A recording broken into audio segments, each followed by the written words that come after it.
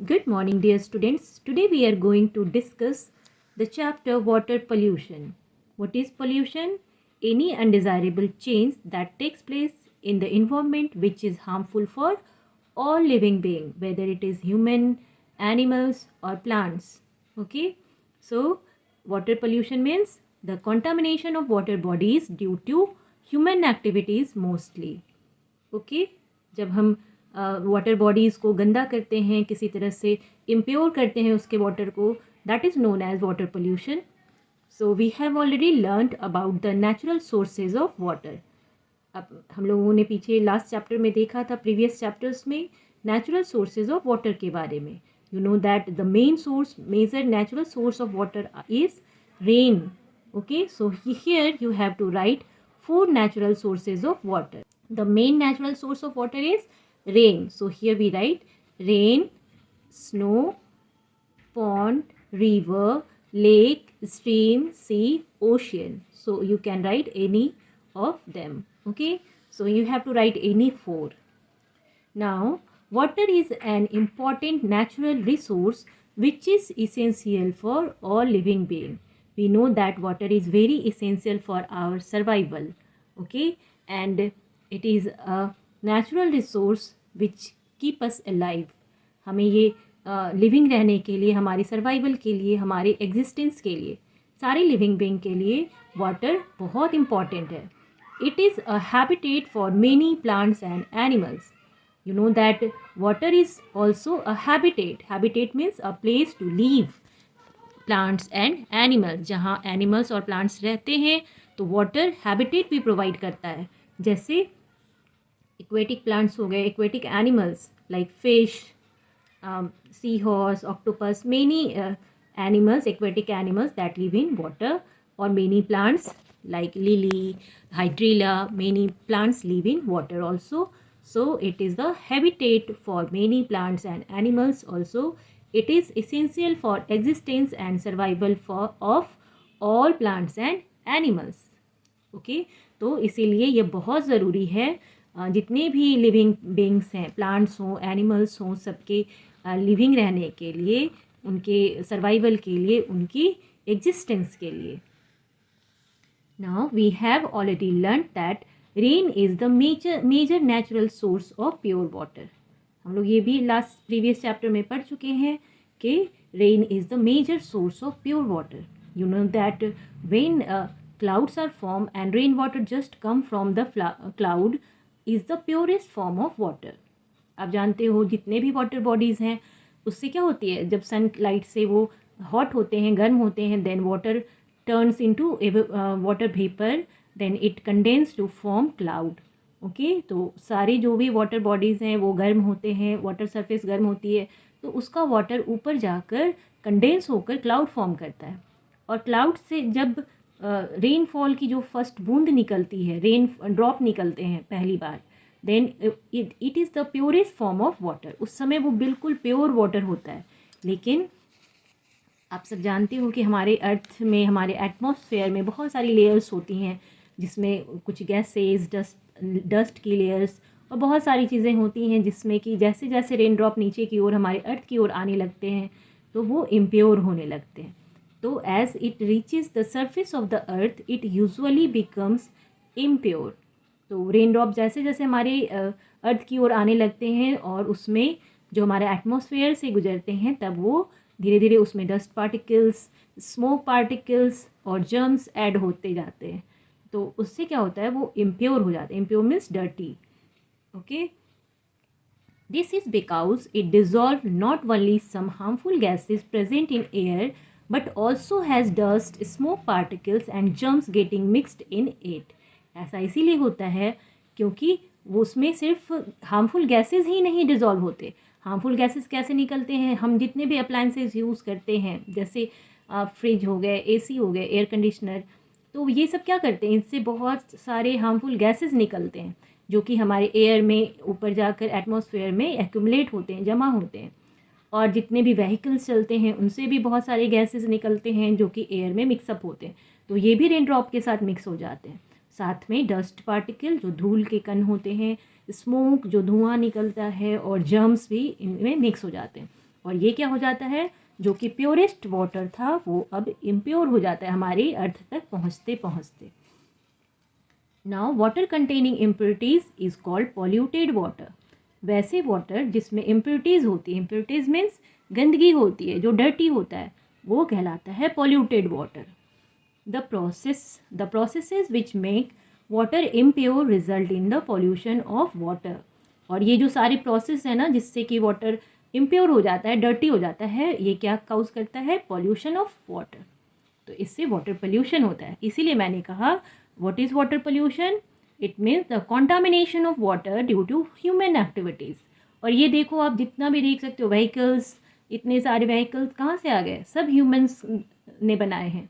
साथ में फैक्ट्री जिससे स्मोक निकलती है, फिर जितने भी अप्लायंसेज हैं जिससे हार्मफुल गैसेस रिलीज होते हैं, ये सब किसने बनाया, ह्यूमन एक्टिविटी से, ह्यूमन ने बनाया है। तो इनकी एक्टिविटी से हम अपने इन्वायरमेंट को पोल्यूट कर रहे हैं, चाहे वो एयर पोल्यूशन हो, वाटर पोल्यूशन हो, सॉइल पोल्यूशन हो या फिर नॉइज पोल्यूशन हो। अब देखो काउजेज ऑफ वाटर पोल्यूशन, क्या क्या कारण है, what is the reason of water pollution. As rainwater reaches rivers and lakes, it becomes more impure as sand and mud get mixed with it। जैसे rain water हमारे reverse में, lakes में पहुंचता है, नदी और लेक्स में, इट बिकम्स मोर इम्प्योर, ये बहुत गंदा हो जाता है क्योंकि ऑलरेडी उसमें क्या होते हैं, सैंड होती है, मड होते हैं। मड मीन्स मॉइस्ट सॉइल, जो गीली मिट्टी होती है ना कीचड़ जैसी, वो उसमें मिक्सअप हो जाती है। लेकिन ये तो ठीक है, नीचे की ओर बैठ जाते हैं। However, there are many human activities which also increase water pollution। और इसके साथ साथ बहुत सारे ऐसे ह्यूमन एक्टिविटीज़ हैं जिससे कि वाटर पोल्यूशन इंक्रीज करते हैं, बढ़ते हैं। Let us learn about some of these activities. अब हम लोग इसके बारे में पढ़ेंगे और क्या क्या एक्टिविटीज़ है जिससे कि हम वाटर को पोल्यूट करते हैं। First, people wash their clothes and bath in rain water, river water sorry. Some people bath their cattle in rivers. अब देखो, लोग जो गांव में रहते हैं मोस्टली, वो लोग क्या करते हैं, अपने कपड़े तो धोते ही हैं पानी में, रिवर वाटर में, साथ साथ नहाते भी हैं उसमें, और खुद तो नहाते ही हैं, अपने कैटल्स को भी नहलाते हैं। जो एनिमल्स वो पालते हैं, जिन जैसे बुफैलो, काऊ, ऑक्स, उनको इसमें भी नहलाते हैं, खुद भी नहाते हैं। तो सारी जो सोप वाटर हो गए, अपना इनकी बॉडी की जो गंदगी हो गई, कहाँ गया, रिवर वाटर में, जिससे कि पोल्यूशन होता है, और उसी को वो पीते भी हैं और बीमार पड़ते हैं। Next is people throw domestic waste in rivers. अब देखो, डोमेस्टिक वेस्ट में जो घर से जो भी कूड़ा कचरा निकलता है वो लोग कहाँ थ्रो कर देते हैं, रिवर वाटर में थ्रो कर देते हैं। इससे क्या होता है, रिवर वाटर पोल्यूट होता है। So they throw their domestic waste, जो अब उनके घर से जो भी जैसे वेजिटेबल पिल्स निकला या अदर कोई भी वेस्ट निकला, वो जाकर रिवर में थ्रो कर देते हैं। तो इससे रिवर वाटर इम्प्योर होता है, पोल्यूट होता है। Then waste materials and harmful chemicals from factories are often dumped in river water। अब देखो, बहुत सारी जैसे जैसे पॉपुलेशन बढ़ी है, फैक्ट्रीज बढ़ रहे हैं, और इन सब फैक्ट्रीज का जो भी वेस्ट मटेरियल होता है, कूड़ा कचरा होता है, साथ में केमिकल्स होते हैं, वो ड्रेन्स के थ्रू रिवर वाटर में डंप कर दिए जाते हैं, रिवर वाटर में गिरा दिए जाते हैं, जिससे कि केमिकल्स, हार्मफुल केमिकल्स के साथ साथ बहुत सारे वेस्ट मटेरियल रिवर वाटर को पोल्यूट करते हैं, साथ साथ उसमें रह रहे एक्वेटिक एनिमल्स को और प्लांट्स को भी हार्म पहुंचाते हैं, वो भी डेथ कर जाते हैं, वो ख़त्म हो जाते हैं। केमिकल अगर वाटर में जाएगा तो क्या होगा, वो बहुत हार्मफुल होता है। Then number 4 is solid waste material from power plants may be thrown into the river water. जो पावर प्लांट से जहाँ इलेक्ट्रिसिटी डेवलप की जाती है, वहाँ से जो सॉलिड वेस्ट मटेरियल्स निकलते हैं उनको भी रिवर वाटर में डंप किया जाता है। जैसे coal, after burning coal produces, तो उसको भी कहाँ थ्रो किया जाता है, रिवर वाटर में थ्रो किया जाता है, जिससे कि रिवर वाटर डर्टी हो जाता है, इम्प्योर हो जाता है।